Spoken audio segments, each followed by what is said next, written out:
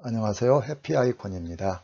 건강은 우리가 행복한 삶을 살기 위한 첫 번째 조건일 것입니다. 그래서 오늘은 현대인이 흔히 앓고 있는 당뇨병의 세 가지 증상에 대해서 말씀드리겠습니다. 첫째로 당뇨병은 어떤 질병인가에 대해서 말씀드리겠습니다.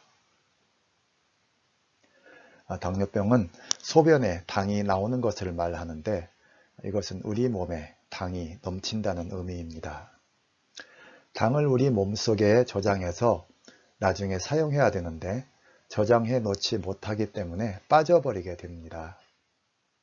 그 원인은 인슐린이 분비량이 부족하거나 기능이 정상적이지 않기 때문인데요.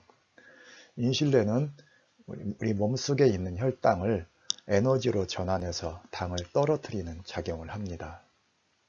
따라서 인슐린의 분비가 제대로 이루어지지 않으면 혈당 조절을 못해 혈중 포도당의 농도가 높아지게 되고 여러 증상들이 유발되게 됩니다.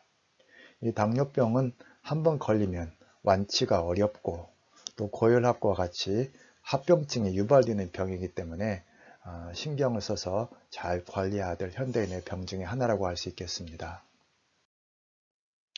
다음은 당뇨병의 심각성에 대해서 말씀드리겠습니다.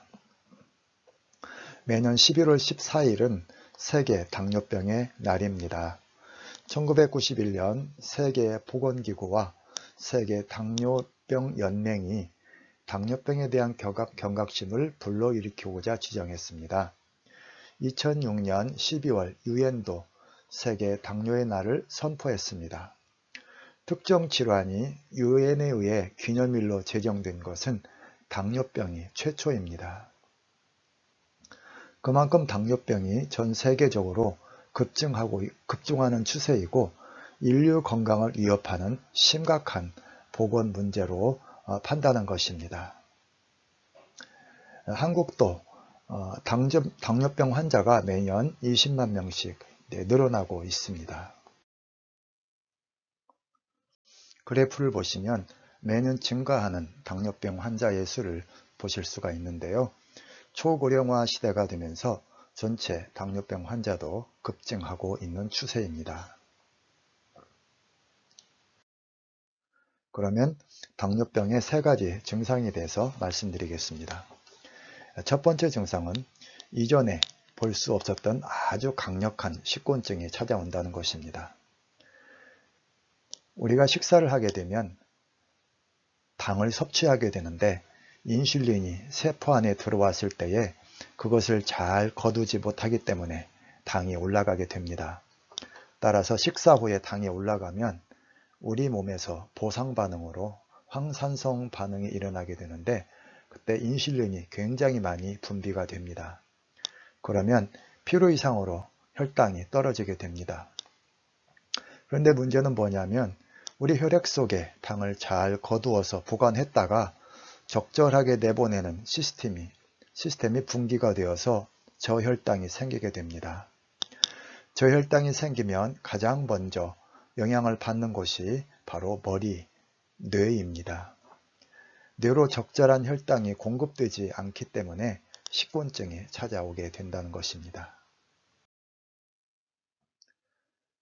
두 번째 증상은 저혈당 증세가 오면 교감신경이 깜짝 놀라게 되어 식후에 가슴이 뛴다든지 아주 불안하다든지 집중력이 급속도로 저하되게 됩니다.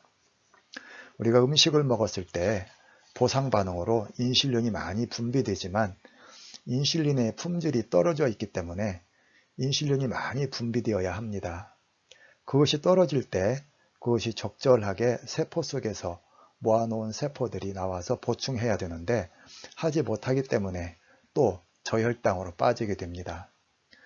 저혈당이 되면 우리가 또 불안하기 때문에 또 고혈당으로 음식을 먹게 되고 또 고혈당, 저혈당, 고혈당, 저혈당, 혈당 그네뛰기 현상으로 인슐린이 떨어지고 당뇨가 더욱 악화되게 됩니다.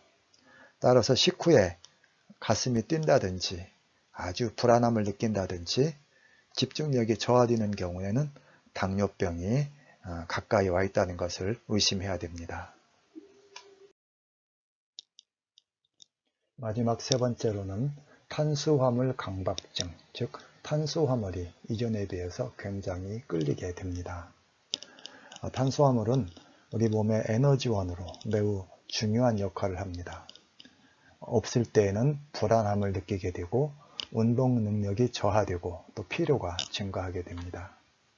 평소에 우리 몸의 필수적인 당을 간이나 근육, 지방세포 속에 잘 저장해 두었다가 우리가 힘을 써야 할 때에 방출되어야 하는데 갑자기 우리가 느끼는 피로가 강해졌다는 것은 이 기능이 떨어졌다는 것을 의미합니다.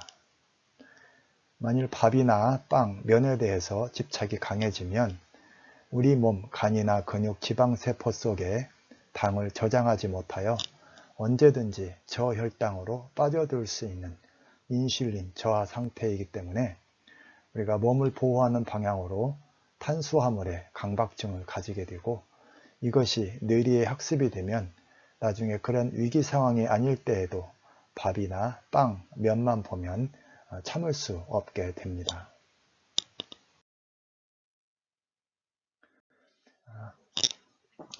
이런 증상이 있는 사람들은 꼭 혈당 검사를 해봐야 합니다. 피 한 방울로 혈당 검사를 하면 당뇨 여부를 쉽게 알 수 있습니다. 그렇다면 당뇨가 가까이 왔다고 검사하는 혈당 검사로 어떻게 알 수 있을까요? 우리는 당뇨하면 보통 공복 혈당을 많이 이야기하는데 공복 혈당에서 잘 안 잡히는 경우가 있습니다. 따라서 공복 상태의 수치와 그다음에 식후 2시간이 지난 후에 혈당 수치를 비교해서 아래 표에서 보시는 것처럼 식후에 200 이상이 나오면 당뇨로 판정하게 됩니다. 그리고 혈당 검사 시에는 반드시 인슐린 검사를 해야 합니다. 인슐린 수치가 많이 올라가 있을 것입니다. 예전에는 10개의 인슐린이 활발하게 역할을 하였지만 그 인슐린 기능이 떨어지게 되면 10개로 할 것을 100개나 200개로 해야 해서 인슐린의 수치가 많이 올라가게 됩니다. 인슐린의 수치가 올라간다는 얘기는 이것은 당뇨가 가까이 왔다는 증상입니다. 만일 췌장에서 생산하는 인슐린의 품질이 많이 떨어져서 당 조절이 안 될 경우에는 인위적으로 인슐린 주사를 맞는 방법이 있습니다. 그러나 하루에 한두 차례 인슐린 주사를 맞는 일이 보통 번거로운 일이 아닙니다. 따라서 평소에 적당한 운동과 식이요법을 잘해서 건강관리를 잘 해야 될 것 같습니다. 본 영상이 마음에 드셨으면 아래에 있는 구독 버튼과 좋아요 버튼을 꼭 눌러주세요. 힘을 내서 더 열심히 행복의 바이러스를 전파하도록 하겠습니다. 감사합니다. 행복하세요.